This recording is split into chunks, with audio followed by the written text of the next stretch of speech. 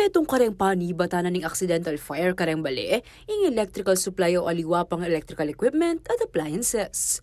Kaya beno keniring outlets, plugs, lighting, cables at aliwa po. Metong muna man kareng madalas gagamitan bang makasaksak multiple devices king metong a single power source ing extension cord. Dapat pa chemi pa sobra na rin makasaksak keni, pwedeng mika overload, o malyaring magresulta king overheating o mas malala pa, electrical fires. Ding mapilang tamong kabalan mamis, mialiwaing karelang gagawan ba nga iwasan ing may sabing insidente. Kailangan po din gamit, po pisabe-sabe sa saksak. Kanita po mag-overheat at pagkatapos yung pong ginamit, bagutan tala po ulit ba nila masilab.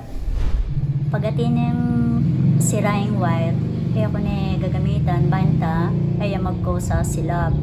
Kasi delikado na kanita Miglul namang extension cord safety tips in Department of Energy ang malyari rang i-apply ding publiko. Mumuna, kailangan kanong ikalat ing karga, pante-pante ing pangasaksak na rin devices king extension cord, ba nga iwasan ing overloading. Panatilan dining malangi at malaw check in the loom at direct heat sources iniya.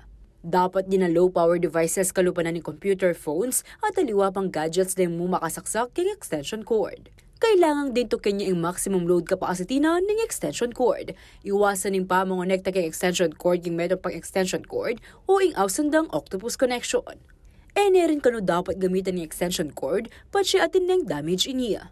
Iwasan mo naman ng pamamuknol kay extension cord istong gagamitan niya bang aliya madamage at sigurong mamandaryang masalese.